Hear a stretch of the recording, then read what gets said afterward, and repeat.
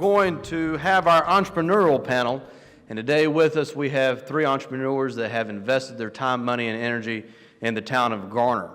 One of which is Chris Bankston, who will be opening up his Bryce's Brewing Company, the first microbrewery in Garner. We also have Patrick. Yeah, there you go. You can clap for that. Where's Patrick with Full Bloom? There he is, Patrick Bird. And then we have Ray Chow, who will be joining us as well as they come up here to the stage to talk a little bit about their company. And what we're going to do is ask them just a few questions about entrepreneurialism, about Garner, and about their companies in general. And as you can see, their logos are there on the screen for you to take a look at. So I guess the first thing what we'll do is go down the panel here, tell a little bit about your company, about who you are, and then we'll launch into some questions. How about that? Patrick, you want to start us off? Sure. Sure, yeah. So I'm Patrick with Full Bloom Coffee Roasters. We are located on Main Street in Garner. We are essentially a startup. My wife and I both also have a media company that is on Main Street as well, Rising Stream Media. That company is a little older, but our coffee roasting company we'll be talking about today is our startup. We started roughly 2014. We do wholesale and retail coffee. We also do a cold brew coffee as well. Good afternoon. My name is Ray Chow. I'm one of the co-founders of Fusi. Fusi is a technology startup company. We're proud to have set up our shop here in Main Street, Garner. We're a tech startup company building technology for the mobile food industry. As you have experienced, there has been several events involving food trucks, and a lot of the biggest challenges that they have is juggling all their day-to-day responsibilities, but in addition, trying to market and find events. So we're building a technology platform to assist and help run their businesses a lot more efficiently and expand this on a global scale. Hi, my name is Chris Bankston, and as previously put up on the screen, I'm opening Bryce's Brewing Company. It'll be the first craft beer brewery in Garner, and we are actually very close in opening. We're opening about a month and a half. Things are going well with construction. It's a very family-oriented business. My wife and I are running it. It was inspired by my grandparents. My sister did the artwork, so as much as it's about beer, it's also about bringing family-owned business to Garner. Excellent, excellent. So we have an array of companies here before you today, and what we'll do is just go through a few questions, none too hard. And I guess the first one we'll ask you is, as entrepreneurs, what sparked your entrepreneurial spirit? Why did you choose to go into business for yourself? Go ahead, please. You go first. Me personally, it's I think in my blood, essentially. My grandfather started Farmers Pavilion in downtown Raleigh roughly in the 40s. He moved on to open Bird's Drive-In in the 1950s, which was the first drive-in on the south side of Raleigh. From there, his children, my dad, my uncle, they went out, opened up restaurants in the community, and so I think for me it was in my blood, and eventually it came to a point in time where I decided that I had worked in industry and I wanted to go out and kind of follow in their footsteps. I'm kind of in the similar boat. My family has been in the restaurant business for about 4 decades, and I literally grew up in a restaurant. I'd go to school, and after school we'd go back to the restaurant. And I remember my first job at 7 years old helping the family restaurant, and I would stand on a 5-gallon bucket to wash dishes because I was not happy with the water spraying in my face every time I rinsed a plate. But you know, as a family that's grown up in entrepreneurship, everyone contributes to making sure you have a good livelihood. So I've always had that in my blood as well. I kind of tested the waters with some internships with some nice fancy companies. Loved the money, but hated to report to anyone. So I think that was kind of my driving factor, that I would just rather starve on my own than to accept a paycheck from someone else. So I think that's kind of the entrepreneur spirit that I've always had in my blood.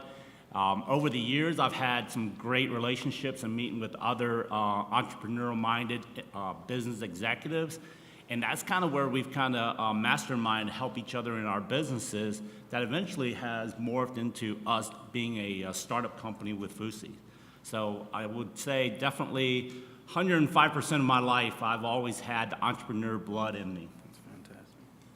I come from a completely different background. I've had a lot of jobs. I've waited tables. I've cleaned grease pits out of auto salvage. I've flipped pizzas, sold cars, sold copiers. Kind of a jack of all trades. And I'm currently actually a high school English teacher. The entrepreneur spirit derives from just being me. That allows me to have the creativity and the control to where I can still be open-minded and have, I can make the decisions for myself, for my family to be, and let the creativity process drive everything that I do. And the opportunity to create something that is a high-quality product, something that you just can't find anywhere. So, That's great. Well, the next question really gets back to the idea of about control. And some of the most important decisions that a business will make will be where they decide to locate their company and where they decide to operate. So Ray, you being one of the newer of the three newest companies, how did you decide to locate your business in Garner, and kind of walk us through the process of elimination and how you wound up finding yourself on Main Street? I had a flat tire one day. No, I'm just kidding. All right. So we need to put more nails out on the road, right? No, actually, it was all timing and networking is what was key. We actually had set up shop with our office in downtown Raleigh with the American Underground. And of course, they were making some changes, and they were politely enough to invite us to move out, along with all the other 8 or 10 startup companies, because they had a different vision with what they were going to do with the space. So here we are, right back to where we were trying to avoid, working out of coffee shops, working out of our homes, and entertaining different options for setting up our office. We had looked in Morrisville. We're thinking about going back to Durham, but we all lived in Cary and in Fuquay. And then we were invited when George Bush, not George Bush, but Jeb. Jeb Bush came to town, and we had a great opportunity to attend that event. And we were able to meet Joe and Neil at that event. And they were just saying, great to see you. What's going on with your business? And we said, we're looking to move. We're trying to find an office. So one thing led to another, and it was a great opportunity that came up. So we're like, we could see a huge potential with where we have moved in, because it's a whole lot more space than we had before. So it was just a combination of great opportunities, great networking, and meeting a lot of great people that was a no-brainer decision for us to move in here and set up shop here. That's great. And I know, Chris, we were talking a little bit earlier about the infrastructure things that you're doing over at your new shop. The same question to you, too. How did you decide to come to Garner and locate where you did, and ultimately come to that decision? some of it's plannings, and a lot of it's fortuitous. Oddly enough, 2 of the people sitting up here are the reasons I'm here. Joe and I kind of go back a ways, actually. He used to be the economic developer for Benson, which is closer to my home. We looked at Benson first to open the brewery. Some things fell through there. Joe and I lost contact. Anyway, we ended up coming to Garner for a couple reasons. One, the planning side of that was we wanted to be somewhere where there wasn't a brewery yet. We didn't want to infringe on other brewery spaces. We wanted to be the pioneer in that particular area. Well, it turns out, whether you know this or not, Garner is the last place in Wake County that does not have a brewery. So Anymore. not anymore. Anymore. All right. But it was Mr. Patrick Bird over here, actually, who tasted my beer one night at Double Barley Brewing in Smithfield, who said, "You would be incredible in downtown Garner." And I said, "Okay, let's go look at it. Let's talk." And we began talks. We picked a building. We were all ready to go for it, and some things fell through. But we ended up, our realtor found a great spot over at Garner Station, right behind the Carly C's there, and kind of the rest is history. So. I hear you. Well, glad to have you in Garner. I'm glad to be From here. Benson to Garner, that's right. And then Patrick, you're kind of a little bit different from both of these other two guys. You already have a business here, and you chose to open a new business right down the street. So tell us a little bit about how you decided to locate your next venture just a few blocks from your current office. Well, I mean, I am a Garner native, so we moved our first business back down here. We were looking to move our media company, and we knew we wanted to kind of move back into Garner. It was just a great location for us to move that business because it offers such great access for the existing clients that we already had. It allowed us to easily get on 40 from 2 different directions. We could get to our clients really easy. I'd like to say that John Hodges played an instrumental part in getting us onto Main Street to begin with. We came down, we looked at property, and we just loved it. We loved being on the original Main Street. We felt like it just had so much things starting to happen, and we're so excited to just be a part of it. And then over a period of time, as we've been down there, the piece of property came available that we are currently moving our coffee shop and cafe into.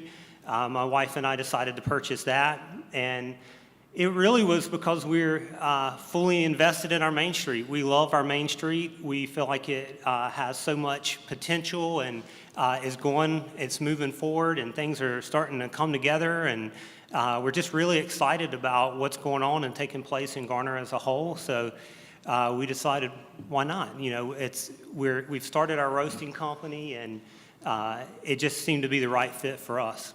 That's great. Well, I know whenever we counsel small business owners, those looking to get into business, we talk about things like cash flow and employment and how to handle HR issues and how to locate and traffic counts and pedestrian walk counts. What are some of the biggest hurdles you think that entrepreneurs are facing today? And give a little bit of idea of how you think maybe those challenges are going to change in the future. And Chris, if you want to start us out with this, and that would be great. Well, we live in a day and age right now where entrepreneurs are very well informed. They're very well educated on what quality products should be because there's a lot of options. Unfortunately, there's a lot of cheap options too. And I'm certainly, financials have a lot to play in what product you choose and all. But at the end of the day, I believe quality. If you continue and consistently produce a quality product, quality service, quality representation, that will win out. That will be the thing that stays. And that's very difficult to do year in and year out, especially when there are so many cheap options available. Sure. And Ray and Patrick, will ask you the same. What are some of the biggest hurdles, not only facing your companies in particular, but entrepreneurs in general in the Triangle area in Garner? I would say I group everything in seconds as a second big challenge. And the way I look at it is a lot of people know what those second hardest challenges are. I can't get funding. I don't know where to start. I don't know, who's going to buy my product. I don't know how to price it. Those are a lot of informational challenges for entrepreneurship. But the biggest challenge that entrepreneurships have is with themselves. Because I was taught, and I love this saying, and I remember it probably to the day I take it to my grave, is a true entrepreneur is someone who jumps off the cliff and builds a jetpack on the way down. Because you have a certain time to get your business together before you hit rock bottom. That's what a true entrepreneur is. You can make the excuses you want that no one will loan me funding. Trust me, if you're passionate about what it is that you're building, you will find the money. You will find the people that will write the check. Oh, by the way, Fusi needs money today. You will get the resources, information, financial, networking, everything you need to get your business started if you truly believe in it. But the biggest hurdle starts from within, is you have to be able to take that plunge. Excellent. Patrick, what about your opinion? I mean, a lot of it is financial.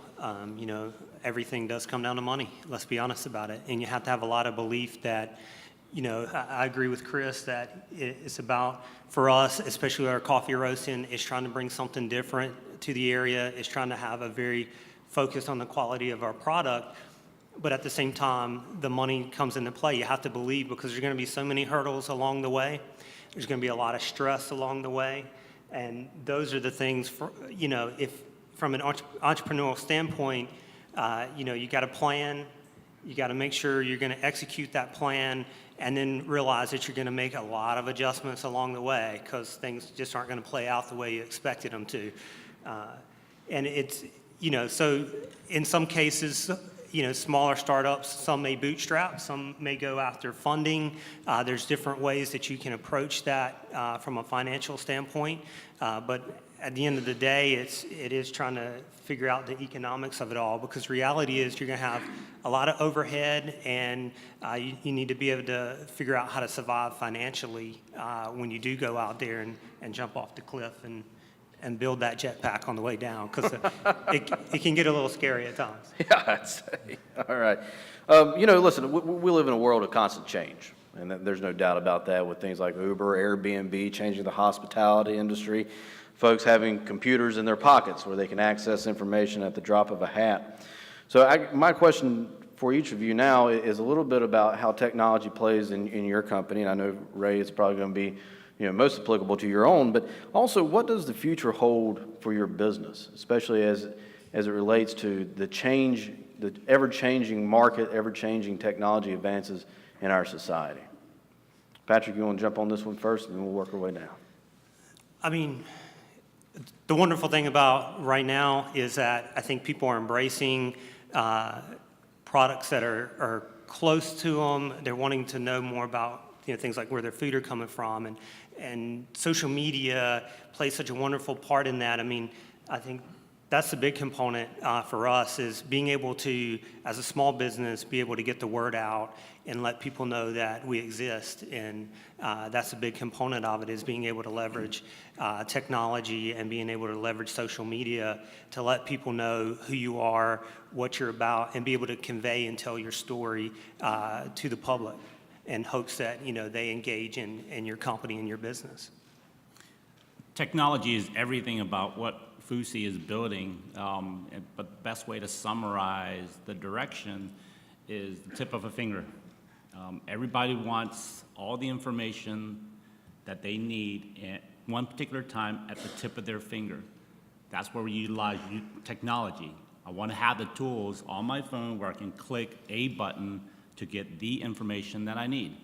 And information that we're bringing to them is information that they like about food trucks and events, their menus, where they're serving, how quickly can I find them. That is the technology that we're encompassing. And technology has improved significantly over the years.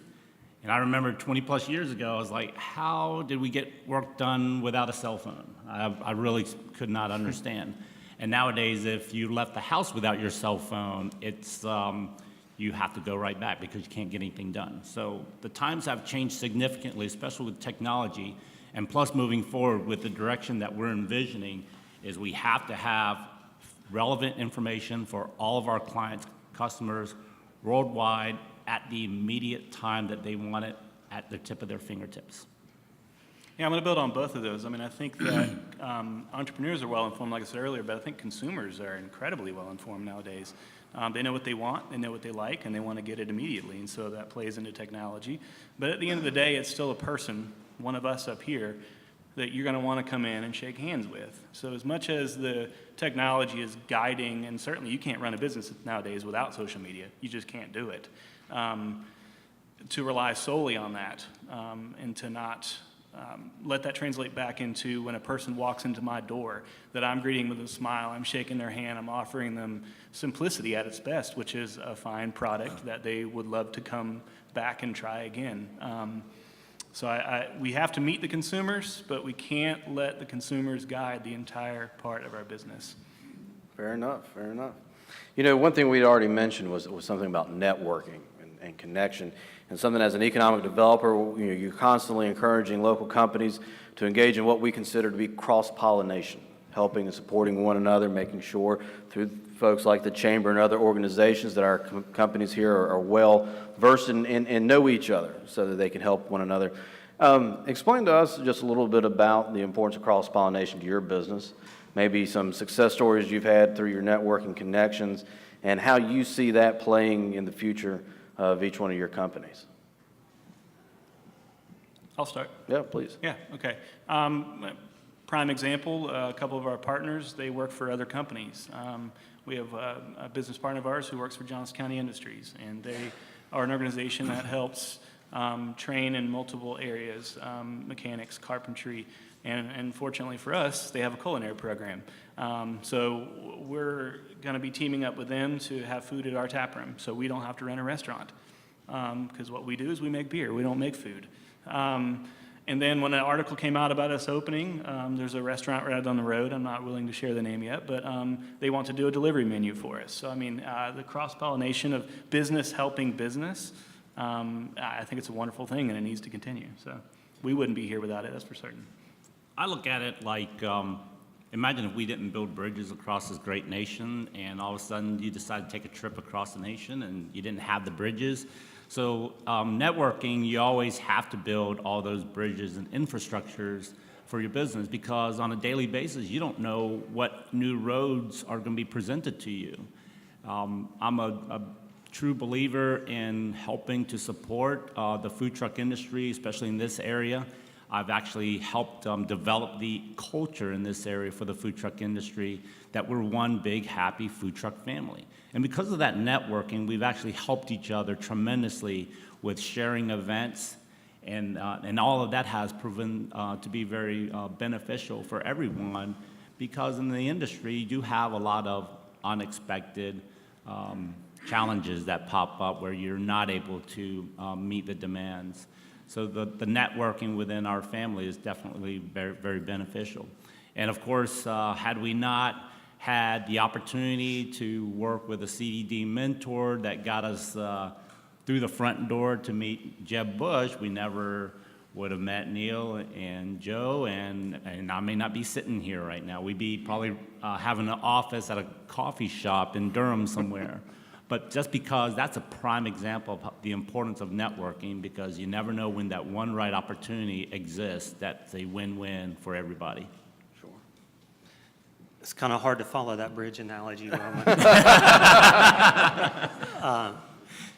I think, you know, as a coffee roaster, it's wonderful because I think we're all in kind of a small local community where, you know, Chris is a craft brewer. We're planning on having craft beer on tap. It's just one of those things. You know, the Bearded Lady Bottle Shop opened up. They've been kind enough to put our products in there, and we want to then in kind do something for them. And we're all trying to work together because we are very small. I call us micro businesses. You know, we're really kind of smaller than small businesses at this point. We're micro businesses. So it makes it a really great thing that we can come together and, you know, in the industry, it's not so closed off like a lot of industries are. They look at each other as competition. We don't look at each other as competition. We look at each other as a support system and a team that we can kind of help each other, you know, come together and ask questions. Hey, you know, what about this or that? And also to come and get our products work. You know, I can talk to Chris about potentially doing something with maybe a specialty beer that has coffee in it, or, you know, That's going to happen. So it's, you know, it's exciting. It's exciting for us to be able to support each other and feel like, you know, we can go to each other and be a part of the community of small businesses. That's fantastic. And I know, you know, from a local economic developer and listening to other people at SBA, SBTDC, you know, it's not easy, but you can do it. You can counsel someone on how to develop a business plan, how to find financing, how to, you know, do cash flow projections. But it's harder to help entrepreneurs understand the stress of being a small business owner whenever all those decisions fall on your shoulders. So if you don't mind, if you guys can share with us, and it can be lighthearted, to give us an idea of how you handle the, you know, the ever-changing flow of your companies, how you relax and kind of take it easy, and maybe give some of those potential entrepreneurs out there great ways to take, you know, the ever-changing cash flows that they may receive and the uncertainty of what tomorrow might hold, you know, before they jump into into doing a business? There, Patrick. For me, it's a lot of espresso, a lot of Chris's craft beer. There you go. Cross-pollination. Cross-pollination. That's about as good an answer as I got for de-stressing. My secret to dealing with stress is short hair, so you can't pull it out. Okay, so definitely. Or no hair. There you go. This is what happens after you've been an entrepreneur too long. There you go. Just so you know. Progression. Chris is just starting. It's going to be a while. It's going to be a while on his end. You got to have a good sense of humor. I think that's what they're trying to tell you. That's what it is, right? And that is definitely truth. Everything that you do, when you have your own business, or even if you work for anyone, there's definitely a lot of pros and a lot of cons. And you just have to learn to kind of deal with the stresses. I look at it as I laugh a lot. And no matter how awesome the news is or unbelievable, that's my response. It could be the worst thing. My truck could blow up, be on fire. And that's my team. When they tell me, oh, I got some news for you. The truck caught on fire today. And my immediate response, I was like, that's awesome. Okay? Regardless, because getting upset is not going to change the situation. So you might as well be positive and laugh about it. What's done has been done, but if you're upset, you're only going to slow down a proactive response to the challenges that you're dealing with.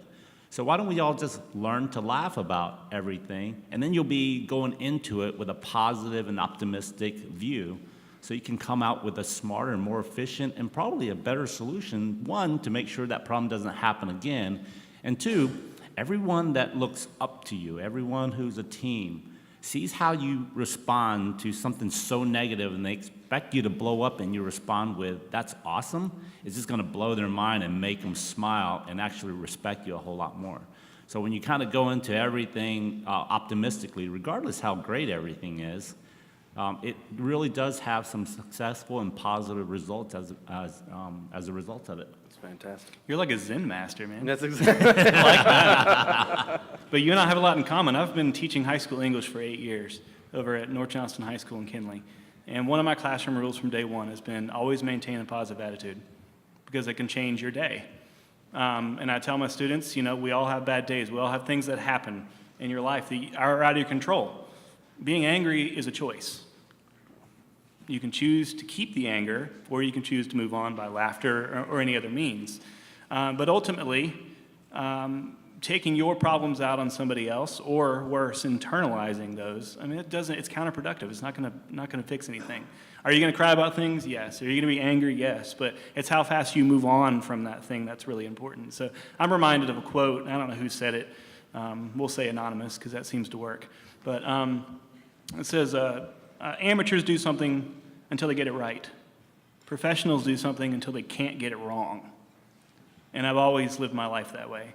So if you want to be an entrepreneur, number one, you got to be willing to give up some sleep, because I've had many sleepless nights pondering about this, worrying about that, freaking out about that. And oh, by the way, we're not only opening a brewery, but my wife is expecting her first child in 3 weeks, and this is all happening at once. So don't talk to me about stress. I understand stress. Yeah, we're very excited, though, and I think you have to continue to push forward and not give up, because if you give up, there goes your company. Well, no golfers, huh? I understand. All right, last question I have. Well, I've got two more, but this one's kind of serious. If you were speaking to someone who was thinking about becoming an entrepreneur, what would you tell them? Ray, if you want to give us a shot first, and we'll go to the other side. Well, I always love my my speech about jump off the cliff and build a jetpack, Sure. because everyone can kind of relate to that, and there's a whole lot of truth to it.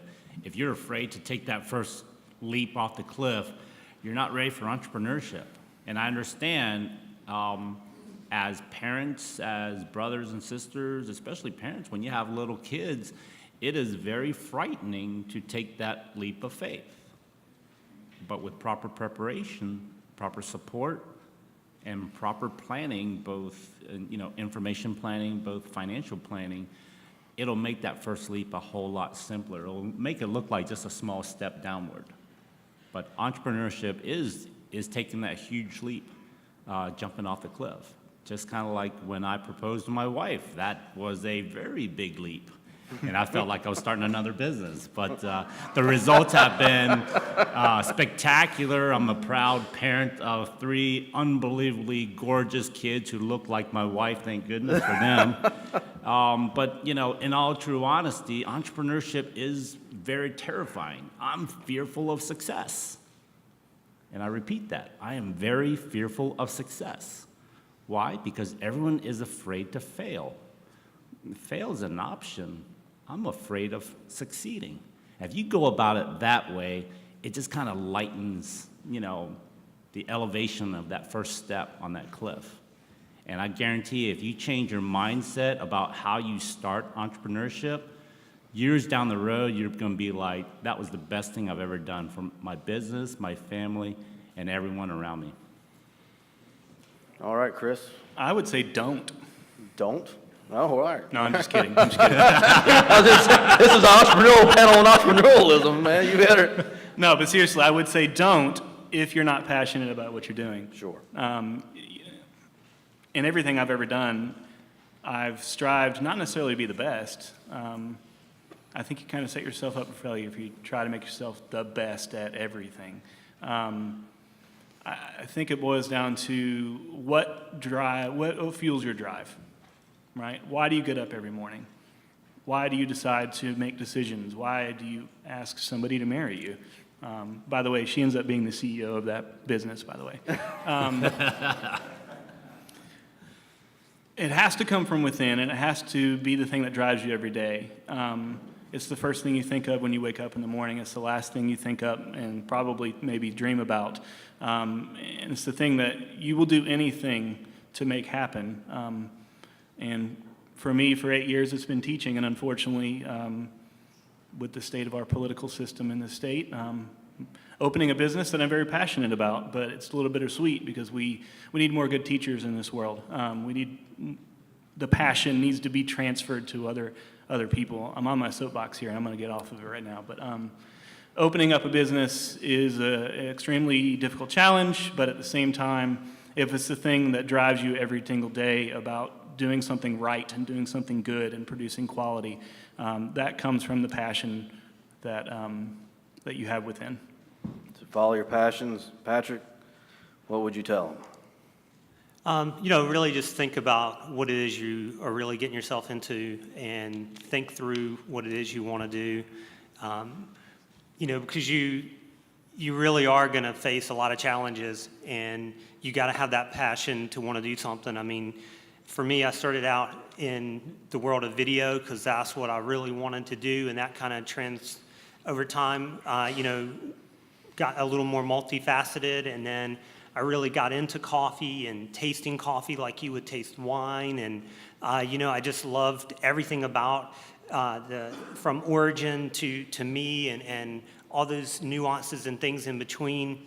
So making sure you're very passionate about what it is you want to do, because it doesn't mean you're going to be successful just because you're passionate, but it certainly helps because my family was in the restaurant industry, and I hear people all the time that say, oh, I'd love to open a restaurant,